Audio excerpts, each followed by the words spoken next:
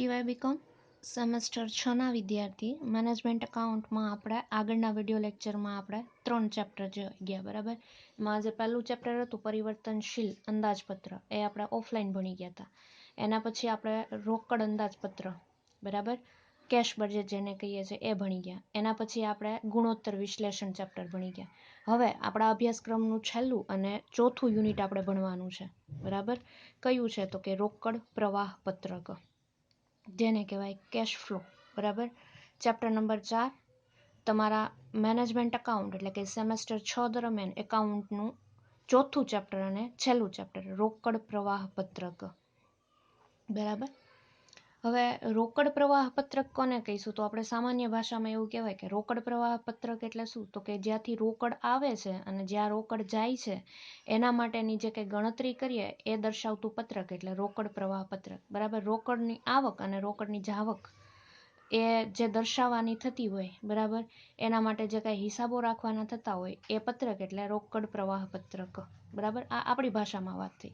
હવે આપણે જોઈએ સંચાલકીય હિસાબી પદ્ધતિમાં રોકડ પ્રવાહ પત્રક માટે શું કહે છે. તો આપણે એવું કહેવું હોય તો કહી શકાય સંચાલનની દ્રષ્ટિએ કે વેપાર ધંધાના સંચાલનમાં નાણાકીય સંચાલન ઘણું જ મહત્વ ધરાવે છે. એમાંય નાણાકીય સંચાલનનો પ્રમુખ હિસ્સો છે એ તરલતા એટલે કે રોકડના સંચાલન સાથે સંબંધ ધરાવે છે. અને રોકડ પ્રવાહની ગતિ પર સંચાલન કેટલો કાબુ ધરાવે છે તેના પરથી ધંધાની વિશ્વસનીયતા અને શાખ છે એ નક્કી કરી શકાય છે બરાબર. કેટલી વખત એવું બને કે કરવેરાની કે વ્યાજની ચૂકવણી સમયસર ન થઈ શકે તો ધંધાની પ્રતિષ્ઠા છે એ જોખમાય છે. ક્યારેક ભારે નફો થયો હોવા છતાં રોકડ સિલકના અભાવે કંપની ઊંચું ડિવિડન્ડ ચૂકવી શકતી નથી. તો આવી બાબતો છે એના સ્પષ્ટીકરણ માટે રોકડ પ્રવાહ પત્રક છે એ ઘણું ઉપયોગી થઈ પડે છે બરાબર. અને ખાસ કરીને જે ટૂંકા ગાળાના ધંધાકીય નિર્ણયોમાં રોકડ પ્રવાહ છે એ પ્રમુખ એટલે કે મુખ્ય ભાગ ભજવે છે. નાણાકીય સંચાલન માટે ટૂંકા ગાળાનું આયોજન કરવા માટે રોકડની ગતિવિધિનો અભ્યાસ અગત્યનો છે. અને સરળ શબ્દોમાં કહીએ તો રોકડની આવક અને જાવક અંગેની જાણકારી નાણાકીય સંચાલન સરળ બનાવવા માટે જરૂરી છે. ટૂંકમાં જે રોકડની ગતિવિધિ દર્શાવતું પત્રક એટલે રોકડ પ્રવાહ પત્રક બરાબર. એના પછી આપણે બીજો ટોપિક જોઈએ આપણો રોકડ પ્રવાહ પત્રકનો અર્થ. તો રોકડ પ્રવાહ પત્રકના અર્થમાં જોઈએ તો કે રોકડ પ્રવાહ એટલે શું તો કે જુદી જુદી તારીખના જે બે પાકા સરવૈયા હોય એ વચ્ચેના સમયગાળા દરમિયાન ધંધાકીય સાહસની રોકડ સ્થિતિમાં થયેલ ફેરફાર એના વિશે જે માહિતી આપતું પત્રક છે એને આપણે રોકડ પ્રવાહ કહીશું બરાબર. રોકડ પ્રવાહ પત્રક અને રોકડ પ્રવાહ પત્રકનો ઉદ્દેશ છે એ રોકડ અને રોકડ સમકક્ષ સાધનો ઊભા કરવાની ક્ષમતા અંગે રોકડના આવક પ્રવાહ અને જાવક પ્રવાહ અંગે ખ્યાલ આપવાનો છે. એના પછી હજી આપણે એવું કેવું હોય તો કહી શકાય કે રોકડ પ્રવાહ એટલે શું તો કે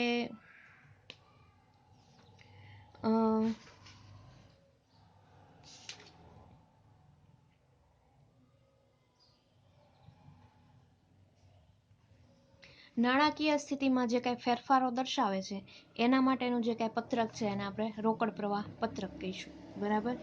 અને રોકડ પ્રવાહ પત્રકને આપણે બીજી રીતે કેવું હોય તો કે ફાઇનાન્સ મેનેજરની નાણાકીય પૃથ્થકરણ માટેના સરસામાનની પેટીમાં રોકડ પ્રવાહ પત્રક એ સૌથી વધારે ઉપયોગી ઓજાર છે બરાબર.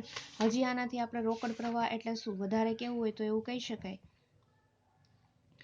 કે રોકડ પ્રવાહ પત્રક એટલે શું તો કે રોકડ પ્રવાહ પત્રક એટલે હિસાબી ધોરણ નંબર 3માં પુનરાવર્તિત કે સુધારેલ પાઠ અનુસારનું પત્રક એટલે રોકડ પ્રવાહ પત્રક બરાબર.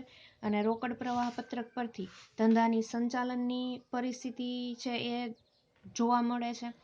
મિલકતો કેટલી ખરીદી કેટલી વેચવાની એ સ્થિતિની ખબર પડે છે. અને નાણાકીય પ્રવૃત્તિમાંથી કેટલો નફો ઉદ્ભવે છે કેટલો રોકડ પ્રવાહ ઉદ્ભવે છે એ છે એ રોકડ પ્રવાહ પત્રકમાંથી ખબર પડે બરાબર. એના પછીનો આપણો ત્રીજો ટોપિક જોઈએ. ત્રીજો ટોપિક રોકડ પ્રવાહનું વર્ગીકરણ બરાબર. મોસ્ટ આઈએમપી આપણે આ દાખલામાં 3 હેડિંગ પ્રમાણે જ દાખલા ગણવા પડશે. રોકડ પ્રવાહનું વર્ગીકરણ. હવે રોકડ પ્રવાહનું વર્ગીકરણ કરવાનું થાય એ 3માં કરવાનું થાય બરાબર. સૌથી પહેલા ધંધાકીય પ્રવૃત્તિમાંથી ઉદ્ભવતો રોકડ પ્રવાહ બરાબર. એના પછી મિલકતો ખરીદવા વેચવાની પ્રવૃત્તિમાંથી ઉદ્ભવતો રોકડ પ્રવાહ, અને ત્રીજું નાણાકીય પ્રવૃત્તિમાંથી ઉદ્ભવતો રોકડ પ્રવાહ. આને આપણે ડિટેલમાં જોઈએ એ પહેલાં આપણે જોઈ લઈએ કે રોકડ પ્રવાહનું વર્ગીકરણ આપણને શું કહે છે. બરાબર, તો કોઈ એક હિસાબી સમયગાળા દરમિયાન રોકડમાં થયેલ વધારા ઘટાડાની માહિતીનું રોકડ પ્રવાહ પત્રક અહેવાલ પ્રેષણ કરે છે. રોકડ પ્રવાહ એટલે રોકડના પ્રવાહમાં થતો રહેતો વધારો ઘટાડો, એટલે કે રોકડ પ્રવાહમાં થતો સતત ફેરફાર. ધંધાકીય એકમની અંદર આવતો રોકડ પ્રવાહ, બરાબર, એને કેશ ઇનફ્લો કહેવામાં આવે છે. અને ધંધાકીય એકમની બહાર જતા રોકડ પ્રવાહને રોકડની જાવક, બરાબર, કેશ આઉટફ્લો કહેવામાં આવે છે. અને રોકડ પ્રવાહ પત્રકમાં રોકડ પ્રવાહને અસર કરતી તમામ બાબતો ધ્યાન પર લેવામાં આવે છે. રોકડ પ્રવાહમાં તાત્કાલિક વધારો કે ઘટાડો ન કરતી બાબતો છે એ રોકડ પ્રવાહ પત્રકમાં ધ્યાનમાં લેવામાં આવતી નથી. રોકડ પ્રવાહ મેળવી આપતા જુદા જુદા સાધનો છે અને રોકડ પ્રવાહના જાવકના જુદા જુદા કારણોની રોકડ પ્રવાહ પર શું અસર છે તે જાણવા માટે રોકડ પ્રવાહના વર્ગીકરણનો છે આપણે અભ્યાસ જરૂરી બને છે. બરાબર, અને ધંધાકીય એકમમાં જે એકમમાં ઉદ્ભવતા સમગ્ર રોકડ પ્રવાહને 3 ભાગમાં વહેંચવામાં આવે. બરાબર, પહેલું ધંધાકીય પ્રવૃત્તિમાંથી ઉદ્ભવતો રોકડ પ્રવાહ, બીજું મિલકતો ખરીદવા વેચવાની પ્રવૃત્તિમાંથી ઉદ્ભવતો રોકડ પ્રવાહ, અને ત્રીજું નાણાકીય પ્રવૃત્તિમાંથી ઉદ્ભવતો રોકડ પ્રવાહ. હવે સૌથી પહેલા આપણે સમજીએ ધંધાકીય પ્રવૃત્તિમાંથી ઉદ્ભવતો રોકડ પ્રવાહ. બરાબર, તો જે નફાનું ઉપાર્જન કરવાના હેતુસર કે નફો કમાવાના ઉદ્દેશથી ચલાવવામાં આવતી દરેકે દરેક ધંધાકીય પ્રવૃત્તિના પરિણામે જે ઉદ્ભવતો રોકડ પ્રવાહ છે એને ધંધાકીય પ્રવૃત્તિમાંથી ઉદ્ભવતો રોકડ પ્રવાહ કહેવામાં આવે છે. બરાબર, દાખલા તરીકે રોકડ વેચાણના પરિણામે રોકડ પ્રવાહ પ્રાપ્ત થાય. ઉધાર વેચાણના નાણાં વસૂલ થતા ધંધાકીય એકમની અંદર ઉદ્ભવતો રોકડ પ્રવાહ. રોકડ ખરીદીના કારણે, ઉધાર ખરીદીના કારણે લેણદારોને થતી ચૂકવણી, મજૂરી, પગાર વગેરે પેટે ચૂકવવામાં આવતી રોકડ એટલે કે રોકડ પ્રવાહની જાવક. આમ ધંધાકીય પ્રવૃત્તિના પરિણામે ઉદ્ભવતા રોકડ પ્રવાહમાં રોકડની પ્રાપ્તિ પણ થઈ શકે અને રોકડની જાવક પણ થઈ શકે. બરાબર, એના પછી આપણે બીજું જોઈએ મિલકતો ખરીદવા વેચવાની પ્રવૃત્તિમાંથી ઉદ્ભવતો રોકડ પ્રવાહ. તો કાયમી મિલકતો જેવી કે જમીન, મકાન, ફર્નિચર, પ્લાન્ટ મશીનરી, પાઘડી ખરીદવા વેચવાના પરિણામે તેમજ રોકાણોની ખરીદી વેચાણના પરિણામે ઉદ્ભવતા રોકડ પ્રવાહને મિલકતોમાં રોકાણ વધવા ઘટવાની પ્રવૃત્તિમાંથી ઉદ્ભવતો રોકડ પ્રવાહ કહેવામાં આવે છે. આ ત્રણેય ટોપિક છે આપણે દાખલો ગણીશું તેના માટે મોસ્ટ આઈએમપી. બરાબર, આ ત્રણેયનો આપણે સરવાળો કરશું ત્યારે જ આપણને રોકડ પ્રવાહ મળશે. બરાબર, અને એ આપણને સમગ્ર એકમમાંથી ઉદ્ભવતો રોકડ પ્રવાહ ગણાશે. એના પછી છે ત્રીજું નાણાકીય પ્રવૃત્તિમાંથી ઉદ્ભવતો રોકડ પ્રવાહ. તો એના માટે જોઈએ લાંબા ગાળાની જવાબદારીઓ ઊભી કરવામાં આવે અથવા તો ઓછી કે ઘટાડો કરવામાં આવે, શેર મૂડી બહાર પાડવામાં આવે કે પરત કરવામાં આવે, ડિબેન્ચર બહાર પાડવામાં આવે તો તેના પરિણામે જે રોકડ પ્રવાહ ઉદ્ભવે તેને નાણાકીય પ્રવૃત્તિમાંથી ઉદ્ભવતો રોકડ પ્રવાહ કહેવામાં આવે છે. બરાબર, એના પછીનો આપણો ચોથો ટોપિક જોઈએ રોકડની પ્રાપ્તિ અને ઉપયોગના સાધનો.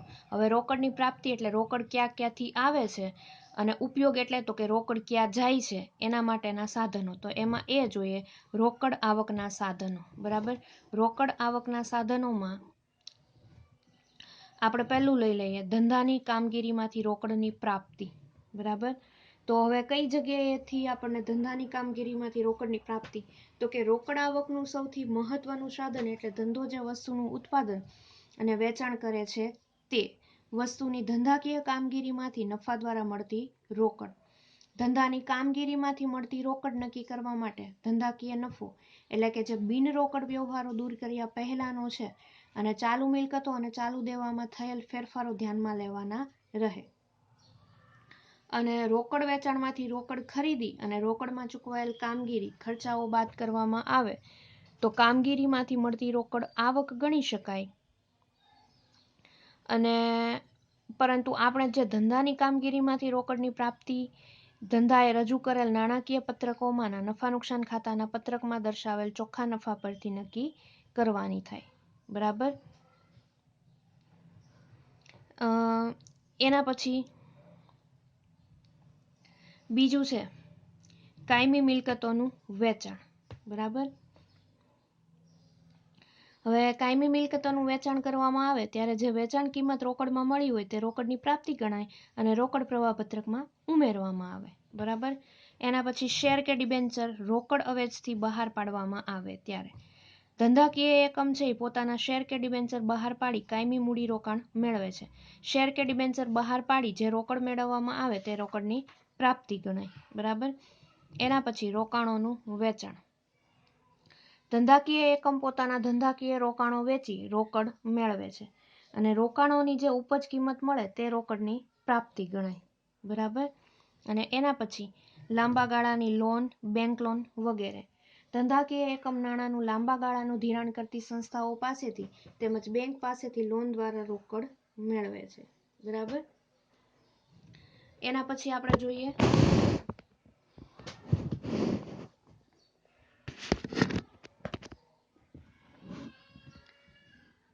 રોકડ જાવકના ઉપયોગો, બરાબર.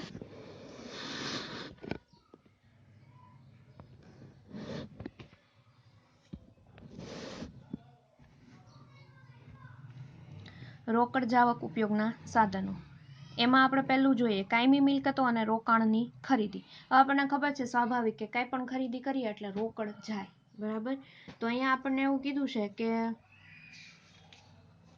કાયમી મિલકતોની ખરીદી. વર્ષ દરમિયાન જે કાયમી મિલકતો કે રોકાણો ખરીદવામાં આવ્યા હોય તે અંગે અન્ય કોઈ માહિતી ન આપવામાં આવે તો આવા મૂડી ખર્ચની રોકડ રોકડેથી ચૂકવવામાં આવી છે તેમ ગણી રોકડની જાવક તરીકે રોકડ પ્રવાહ પત્રકમાં જાવક બાજુ દર્શાવવામાં આવશે, બરાબર. એના પછી છે બીજું રિડીમેબલ પ્રેફરન્સ શેર પરત કરવામાં આવે. બહાર પાડેલા રિડીમેબલ પ્રેફરન્સ શેર કંપની ધારાની જોગવાઈઓનું પાલન કર્યા પછી પરત કરવામાં આવે તો રોકડની જાવક ગણાય અને રિડીમેબલ પ્રેફરન્સ શેર પરત પ્રીમિયમ સાથે પરત કરવામાં આવ્યા હોય તો પરત પ્રીમિયમની રકમ પણ રોકડની જાવક ગણાશે, બરાબર. એના પછી જોઈએ ડિબેન્ચર પરત કરવામાં આવે ત્યારે બહાર પાડેલ ડિબેન્ચર પરત કરવામાં આવે તો રોકડનો ઉપયોગ ગણાય. ડિબેન્ચર પરત કરવાના થાય તો રોકડ જાય, બરાબર. એના પછી બેંક લોન પરત કરવામાં આવે. લાંબા ગાળાની કે ટૂંકા ગાળાની જે બેંક લોન પરત કરવામાં આવી હોય તો રોકડની જાવક ગણાશે, બરાબર. એના પછી ડિવિડન્ડની ચૂકવણી. તો પાછલા વર્ષનું સૂચિત ડિવિડન્ડ, વચગાળાનું ડિવિડન્ડ વગેરે વર્ષ દરમિયાન ચૂકવવામાં આવે તો તે રોકડ પ્રવાહ પત્રકમાં રોકડની જાવક તરીકે દર્શાવવામાં આવશે. એના પછી કરવેરા ચૂકવવામાં આવે. કરવેરા ચૂકવવામાં આવે તો વર્ષ દરમિયાન ચૂકવેલ કરવેરાની રકમ રોકડ જાવક તરીકે ગણાશે. અને એના પછી ધંધાની કામગીરીની ખોટ કે ધંધાની ચોખ્ખી ખોટમાં બિનરોકડ વિગતોની અસર આપી જે રકમ નક્કી થાય તે રોકડની જાવક ગણાશે, બરાબર. આ થઈ ગઈ એની થિયરી. હવે આપણે જે મેઇન આપણા દાખલાનો ભાગ છે આ ચેપ્ટરમાંથી 15 કે 20 માર્કમાંથી જે દાખલો પૂછાય અને જે રોકડ પ્રવાહ પત્રકમાં આપણે આપણા દાખલાનો જવાબ કઈ રીતે આપીશું તો એના માટેનો નમૂનો છે એ આપણે જોવાનો થશે, બરાબર. આ નમૂના પ્રમાણે જ દાખલો ગણવાનો થશે. તો આપણા ચેપ્ટરનો 5મો થિયરીનો ટોપિક રોકડ પ્રવાહ પત્રકનો નમૂનો, બરાબર. આપીએ એમ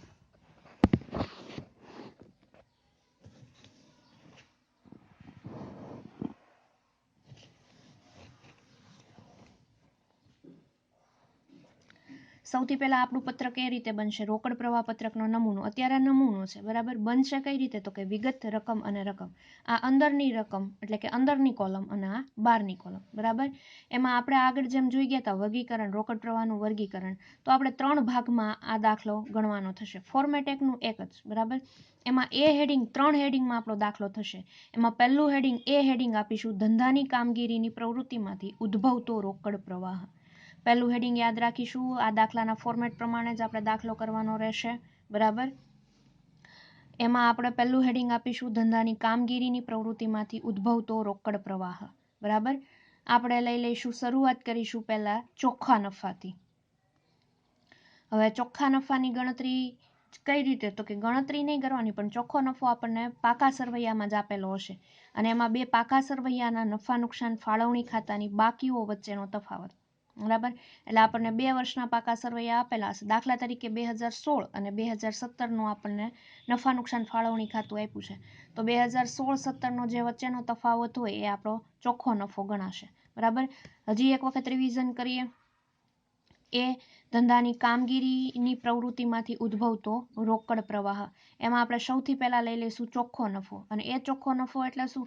તો કે 2 પાકા સરવૈયાના નફા નુકસાન ફાળવણી ખાતાની બાકીઓ વચ્ચેનો તફાવત. બરાબર. જે હશે એ આપણે અંદરની કોલમમાં રાખવો હોય તો રાખી શકાય, બહારની કોલમમાં રાખવો હોય તો રાખી શકાય. બરાબર. હવે જે ચોખ્ખો નફો આવે એમાં આપણે હેડિંગ આપીશું ઉમેરો. બરાબર. ઉમેરો કરવાનો થશે બિન રોકડ ખર્ચનો. તો બિન રોકડ જેટલા ખર્ચ હોય એ બધાનો ઉમેરો કરવાનો થાય. જોઈએ હવે બિન રોકડ ખર્ચ આપણે કોને ગણીશું. બરાબર.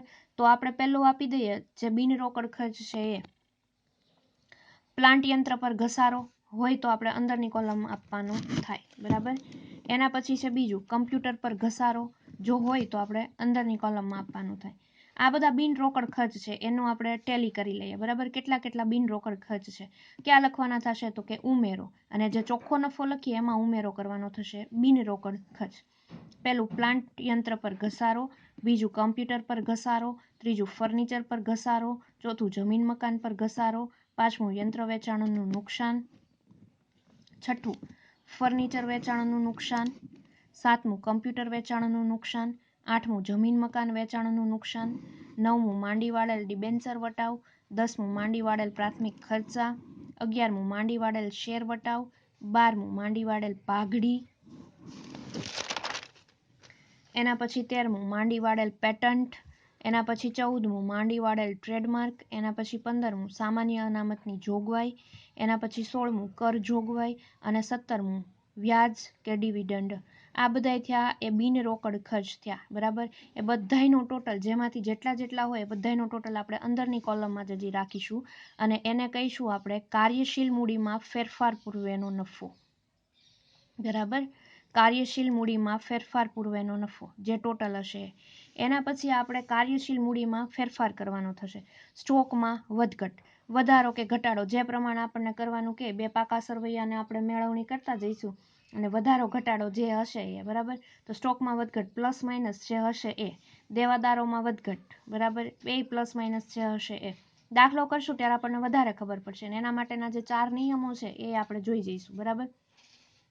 અને આ નિયમો તમને ખબર જ છે કે તમે સેમેસ્ટર 5માં જે ફંડ ફ્લો ભણી ગયા. બરાબર. ભંડોળ પ્રવાહ પત્રક એમાં જે 4 નિયમો હતા, ચાલુ મિલકતોમાં વધારો થાય, ચાલુ દેવામાં વધારો થાય. બરાબર. એ જે કાંઈ કાર્યશીલ મૂડીમાં ફેરફાર કરવાનો થાય એ નિયમો ફરી પાછા અહીંયા જ લાગુ પડે. પણ દાખલો કરશું ત્યારે આપણે વધારે જોઈશું. સ્ટોકમાં વધઘટ પ્લસ માઇનસ હોઈ શકે, દેવાદારમાં વધઘટ પ્લસ માઇનસ, લેણી હુંડીમાં વધઘટ પ્લસ માઇનસ. એટલે બે સાથે ન હોય, કાં વધારો થતો હોય ને કાં ઘટાડો થતો હોય. બરાબર. લેણદારોમાં વધઘટ, દેવી હુંડીમાં વધઘટ, અગાઉથી ચૂકવેલ ખર્ચામાં વધઘટ. એટલે આપણે જ્યારે દાખલો કરીશું ને ત્યારે એવું હેડિંગ આપીશું ઉમેરો અને બાદ કરો. બરાબર. ઉમેરવાના થતા હોય ઉમેરામાં લખશું અને બાદ કરવામાં થતા હોય એ બાદ કરવામાં લખશું. અને એનો જે આપણને ટોટલ મળશે એ આપણે લખી નાખશું. બરાબર. અહીંયા અને ઇનર કોલમમાં જ, અને એને કહીશું આપણે ચોખ્ખો ફેરફાર. અને કાર્યશીલ મૂડીમાં જે કાંઈ ફેરફાર પૂર્વેનો નફો છે એમાં આમાં જે વધારો ઘટાડો ઉમેરો કરવાનો હોય તો ઉમેરો કરશું, બાદ કરવાનો હોય બાદ કરશું. એટલે આપણને અહીંયા મળશે ચોખ્ખો ફેરફાર. બરાબર. અને એ ચોખ્ખા ફેરફારમાંથી આપણે બાદ કરીશું કરવેરા ચૂકવ્યા.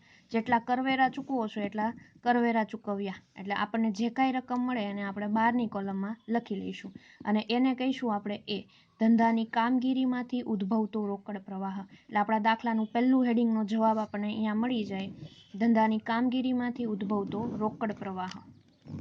બરાબર. એના પછી આપણું બી હેડિંગ થશે રોકાણ પ્રવૃત્તિમાંથી ઉદ્ભવેલ રોકડ પ્રવાહ. બરાબર. બી હેડિંગ કયું? તો કે રોકાણ પ્રવૃત્તિમાંથી ઉદ્ભવેલ રોકડ પ્રવાહ. એમાં આપણે હેડિંગ આપીશું ઉમેરો. બરાબર. એમાં પહેલું રોકાણનું વેચાણ કરીએ જે રકમ હશે ઇનર કોલમમાં. એના પછી આપણે ઉમેરામાં બીજું કાયમી મિલકતોનું વેચાણ. હવે વેચાણ કોઈ પણનું કરીએ ને એટલે ઉમેરામાં લખવાનું થાય. એના પછી ત્રીજું વ્યાજ કે ડિવિડન્ડ મળ્યું જે કાંઈ હોય ઇનર કોલમમાં. અને ચોથું ગૌણ કંપની પાસેથી લોન લીધી. આ બધાને આપણે ઉમેરામાં રાખીશું અને એનો જે કાંઈ ટોટલ છે આપણે અંદરની કોલમમાં રાખીશું. બરાબર. આ શું થયું આપણને? તો કે રોકાણ પ્રવૃત્તિમાંથી ઉદ્ભવેલ રોકડ પ્રવાહ એ ઉમેરામાં લખવાનું થશે. આ ચારેય કે આના કરતાં કંઈ બીજી મિલકતોનું વેચાણ હોય, બરાબર, એ ઉમેરામાં લખવાનું થશે. હવે એના પછી આપણે એવું કરીશું કે બાદ, બરાબર. બાદમાં આપણે જો રોકાણની ખરીદી કરતા હોય તો બાદમાં લખવાનું થાય, કાયમી મિલકતોની ખરીદી કરતા હોય તો બાદમાં લખવાનું થાય, ગૌણ કંપનીને લોન આપી હોય તો બાદમાં લખવાનું થાય, બરાબર. ઉમેરામાંથી બાદ કરીએ એટલે આપણને જે કાંઈ રકમ મળે એ આપણે અહીંયા બારની કોલમમાં લખી દઈશું અને એના આપણે કુલ બી એવું હેડિંગ આપીશું કે રોકાણ પ્રવૃત્તિમાંથી ઉદ્ભવતો રોકડ પ્રવાહ, બરાબર. આ આપણા દાખલાનું બીજું હેડિંગ થઈ ગયું, રોકાણ પ્રવૃત્તિમાંથી ઉદ્ભવતો રોકડ પ્રવાહ. હવે આપણે સી હેડિંગ આપીએ આપણા દાખલાનું છેલ્લું અને ત્રીજો હેડિંગ, નાણાકીય પ્રવૃત્તિમાંથી ઉદ્ભવેલ રોકડ પ્રવાહ, બરાબર. નાણાકીય પ્રવૃત્તિમાંથી ઉદ્ભવેલ રોકડ પ્રવાહ, એમાંય આપણે પહેલું હેડિંગ આપીશું ઉમેરો. ઉમેરામાં શું લખીશું? તો કે ઇક્વિટી શેર મૂડી બહાર પાડતા હોય તો જે કાંઈ રકમ હોય એ, બીજું પ્રેફરન્સ શેર મૂડી બહાર પાડતા હોય તો જે કાંઈ રકમ હોય તે, અને ત્રીજું ડિબેન્ચર બહાર પાડતા હોય તો જે કાંઈ રકમ હોય એ, બરાબર. આપણે ઇનર કોલમમાં જ હજી રાખીશું. એમાંથી બાદ કરશું શું? તો કે બાયબેક ઓફ ઇક્વિટી શેર, એટલે કે ઇક્વિટી શેર પરત કરતા હોય તો. એના પછી બીજું રિડીમેબલ પ્રેફરન્સ શેરના નાણાં પરત કર્યા હોય તો. એના પછી ત્રીજું ડિબેન્ચર પરત કર્યા હોય તો. ચોથું શેર હોલ્ડરોને ડિવિડન્ડ ચૂકવ્યું હોય તો. પાંચમું લીઝ જવાબદારી ચૂકવી હોય તો, બરાબર. એ બધાયનો ટોટલ આપણે ક્યાં રાખીશું? તો કે ઇનર કોલમમાં જ. હવે ઉમેરામાંથી બાદ કરીએ અને જે કાંઈ રકમ મળે એ આપણે અહીંયા લખી નાખીશું, બરાબર. અને એને આપણે સી હેડિંગ આપી દઈશું, નાણાકીય પ્રવૃત્તિમાંથી ઉદ્ભવતો ચોખ્ખો રોકડ પ્રવાહ. હવે આપણી પાસે દાખલામાં 3 હેડિંગ છે, એ, બી અને સી, બરાબર. તો આપણે દાખલાનું છેલ્લું હેડિંગ આપીશું સમગ્ર ધંધાકીય એકમનો ચોખ્ખો રોકડ પ્રવાહ. એમાં એ એટલે કે આપણો જે એ હેડિંગ ધંધાની કામગીરીમાંથી ઉદ્ભવતો રોકડ પ્રવાહ હતો એ, બરાબર. એના પછી બી શું હતું? તો કે રોકાણ પ્રવૃત્તિમાંથી ઉદ્ભવેલ ચોખ્ખો રોકડ પ્રવાહ. અને સી એટલે તો કે નાણાકીય પ્રવૃત્તિમાંથી ઉદ્ભવતો ચોખ્ખો રોકડ પ્રવાહ. એ 3નો ટોટલ આપણે અહીંયા બારની કોલમમાં રાખીશું અને એમાં ઉમેરો કરીશું શરૂઆતની જે રોકડ સિલક હોય તો રોકડ સિલક અને બેંક સિલક હોય તો બેંક સિલક, બરાબર.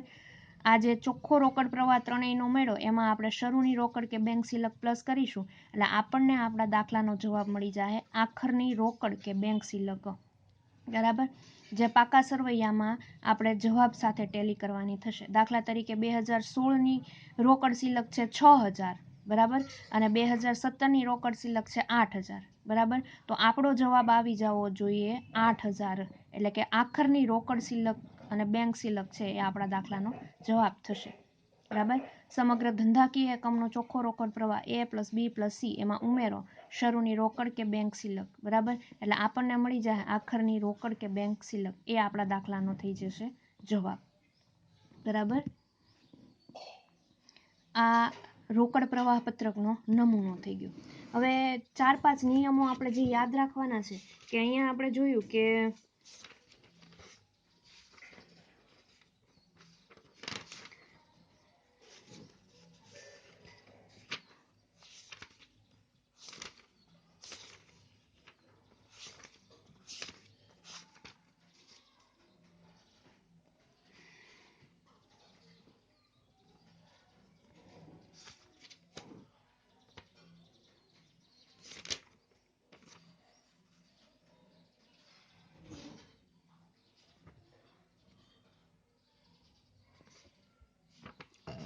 હવે જો આપણે અહીંયા જોયું કે કાર્યશીલ મૂડીમાં ફેરફાર પૂર્વેનો એટલે કે જે ચાલુ મિલકતો હતી એમાં આપણે ફેરફાર કરવાનો, તો અહીંયા આપણે પ્લસ અને માઇનસ બે નિશાની આપી, કાં પ્લસ હોઈ શકે ને કાં માઇનસ હોઈ શકે. તો એના માટેના જે 4 નિયમો છે એ આપણે જોઈ લઈએ, બરાબર. સાથે સાથે લખવા હોય તો આપણે લખી જ નાખીએ કે આ નિયમો છે એ યાદ રાખીશું. તમે જો કે ભંડોળ પ્રવાહ પત્રકમાં જોઈ જ ગયા છો કે ચાલુ મિલકતોમાં વધારો, બરાબર. તો શું કરવાનું? ચાલુ મિલકતોમાં વધારો હોય તો રોકડ જાવક કહેવાય, એટલે રોકડ પ્રવાહમાં ઘટાડો એટલે માઇનસની નિશાની આવશે, બરાબર. પછી બીજું, ચાલુ દેવામાં ઘટાડો, તો રોકડ જાવક કહેવાય. એટલે કે રોકડ પ્રવાહમાં ઘટાડો એટલે કે માઇનસની નિશાની. અને ત્રીજું કહીએ ચાલુ મિલકતોમાં ઘટાડો,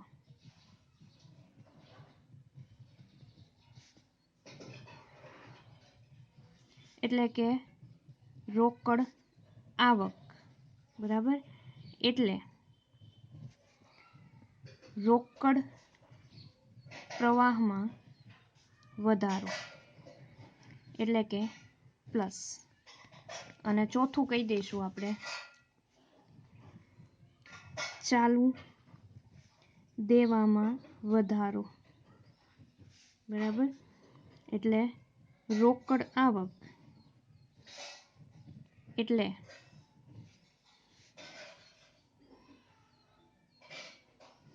રોકડ પ્રવાહમાં વધારો એટલે કે આપણે પ્લસની નિશાની આપીશું. આ 4 નિયમો છે એ આપણે યાદ રાખવાના થશે, બરાબર.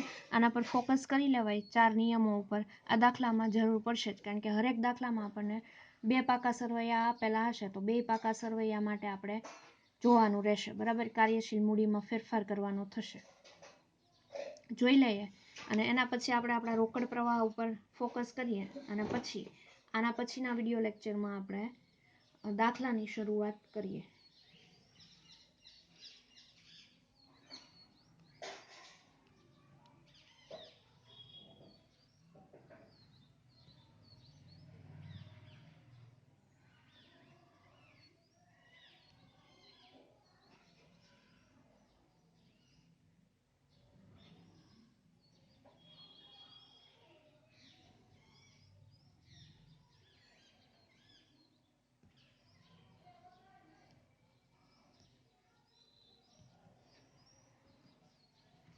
બરાબર. આ થઈ ગયા 4 નિયમ. હવે આપણું જે રોકડ પ્રવાહ પત્રક છે, બરાબર, એના પર ફોકસ કરીએ.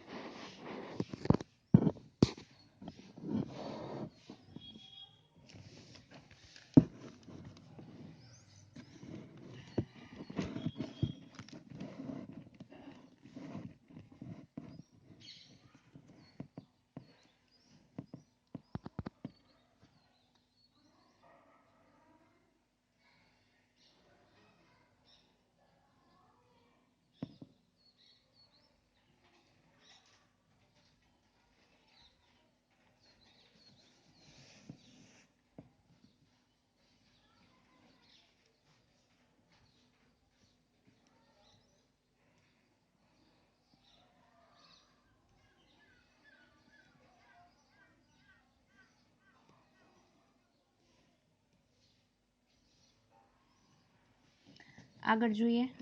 12 પછી 13મો જે ખર્ચ છે ત્યાંથી, બરાબર.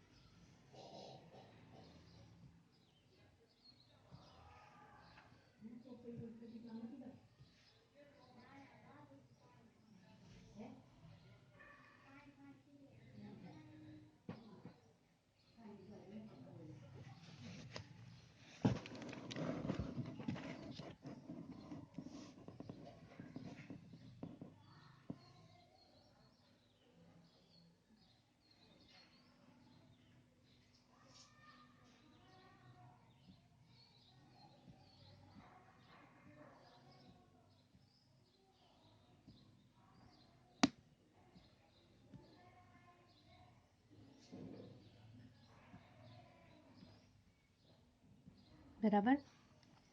અહીંયા સુધી આપણે આપણા રોકડ પ્રવાહ પત્રકનો જવાબ શું રહેશે? તો કે આખરની જે રોકડ અને બેંક સિલક હોય એના જેટલો. બરાબર.